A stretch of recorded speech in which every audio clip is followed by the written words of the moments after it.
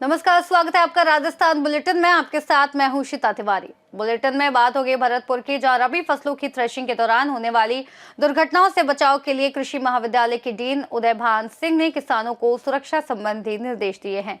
अगली खबर भी भरतपुर से है, जहां आज कन्या गुरुकुल में 3 दिवसीय सामवेद पारायण महायज्ञ में वेद मंत्रों से महायज्ञ के साथ साथ भजनों उपदेशकों के सार गर्भित उपदेशों ने सभी श्रोताओं को मंत्रमुग्ध कर दिया। ऐसी तमाम खबरों पर विस्तार से करेंगे चर्चा। भुसावर में रबी फसलों की थ्रेसिंग के दौरान होने वाली दुर्घटनाओं से बचाव के लिए कृषि महाविद्यालय के डीन डॉक्टर उदयभान सिंह ने किसानों को सुरक्षा संबंधी निर्देश दिए हैं। उन्होंने कहा कि किसान ढीले कपड़े पहनकर मशीन पर काम न करें, हाथ थ्रेसर के करीब न लाएं और बेल्ट, पुली व घूमने वाले हिस्सों पर सुरक्षा कवर हमेशा लगा कर रखें। काम शुरू करने से पहले बोल्ट, नट और बेल्ट की जाँच अवश्य करें। थ्रेसर और पावर सोर्स के बीच कम से कम 3.5 मीटर की दूरी रखें। नशे या अत्यधिक थकान में मशीन न चलाएं। उन्होंने कहा कि सावधानी अपनाकर थ्रेसिंग की घातक घटनाओं से बचा जा सकता है। रबी फसलों की थ्रेसिंग का कार्य चल रहा है और यदि उसमें थोड़ी भी असावधानी हो जाए तो दुर्घटना होने की संभावना रहती है। कई बार अंग भंग हो जाते हैं या मौत तक हो जाती है। इसलिए हमें थ्रेसिंग के दौरान ढीले कपड़े नहीं पहनने चाहिए। विशेषकर लेडी जो साड़ी पहन के काम करती हैं, अपने पल्लू को कमर से बांध लें। और जो रात के समय थ्रेसिंग करते हैं वो भी गलत है। या बहुत ज़्यादा नींद आ रही हो या थकावट हो या नशे में भी हमें थ्रेसिंग का कार्य नहीं करना चाहिए। थ्रेसिंग से पहले ही नट बोल्ट सभी को चेक कर लें कि वो सही अवस्था में है कि नहीं है। विशेषकर चलती हुई थ्रेसिंग मशीन में कोई यदि डिफेक्ट आ गया है तो उसको पहले बंद करें और फिर ठीक करें, क्योंकि उसमें जाम वगैरह हो जाता है। और उसमें जो कूला दिए जाते हैं वो बहुत ज़्यादा नहीं दें, जो उसकी कैपेसिटी है उसी के हिसाब से दें। जोर लगाने से कई बार हाथ चला जाता है। और जो थ्रेसिंग का पनाला है वो भी कम से कम बंद थड़ ढका हुआ होना चाहिए।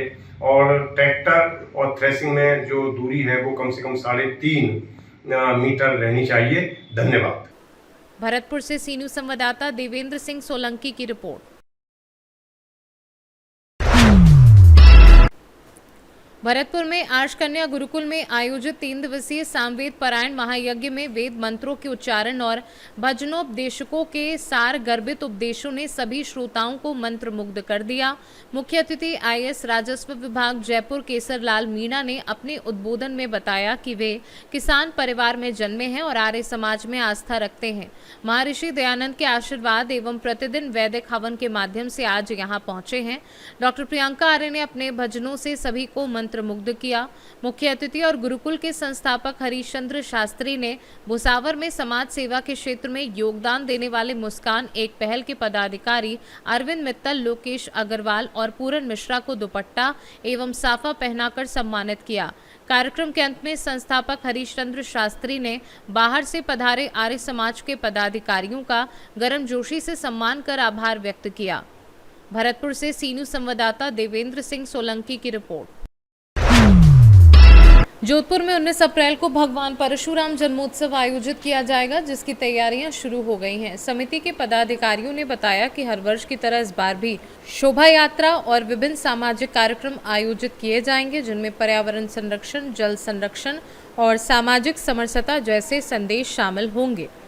आयोजन को भव्य बनाने के लिए संयोजक और समन्वयक नियुक्त किए गए हैं। वही बैठक में कई समाजसेवी और कार्यकर्ता मौजूद रहे। इस बार भी भगवान परशुराम जन्मोत्सव विप्र समाज द्वारा बड़े हर्षोल्लास के साथ मनाया जाएगा। 19 अप्रैल 2026 अक्षय तृतीया के दिन हर वर्ष परशुराम जन्मोत्सव। आज देवदर्शन गेस्ट हाउस में इस आयोजन को लेके विप्र समाज के समस्त घटकों द्वारा एक बैठक आयोजन की गई है और आगामी आयोजन को कैसे हम विशाल बनाएं इसके लिए चर्चा की गई। आप सभी से निवेदन रहेगा, 19 अप्रैल को भगवान परशुराम जन्मोत्सव के उपलक्ष्य में आप सभी ज़्यादा से ज़्यादा तादाद में पधार कर आयोजन को सफल बनाएं। अब की बार कितनी झांकियां रहेगी? इस बार हमारा लक्ष्य ये रहेगा कि झांकियां कम से कम रखें और विप्र समाज को अधिक से अधिक मात्रा में हम जोड़े। गांव-गांव, घटक-घटक हम जाके रथ के माध्यम से विप्र समाज को निमंत्रण दिया जाएगा।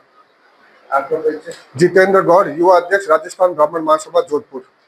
देवदर्शन गेस्ट हाउस में भगवान परशुराम जी जन्मोत्सव को लेकर एक बैठक की गई भगवान परशुराम जी जन्मोत्सव 19 अप्रैल 2026 को बड़े हर्षोल्लास के साथ मनाया जाएगा, जिसमें सब दिवसीय प्रोग्राम भी होंगे और 19 अप्रैल 2026 को एक विशाल रैली भगवान परशुराम जी जन्मोत्सव को लेकर की जाएगी, जिसमें सभी ब्राह्मण बंधुओं से निवेदन है कि अधिक से अधिक संख्या में पधार कर इस विशाल रैली में अपना सहयोग प्रदान करें। आपका परिचय? विक्रम उपाध्याय।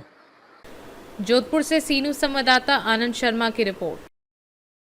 बुलेटिन में फिलहाल इतना ही। देश और दुनिया की तमाम बड़ी खबरों से जुड़ने के लिए देखते रहिए सी न्यूज भारत।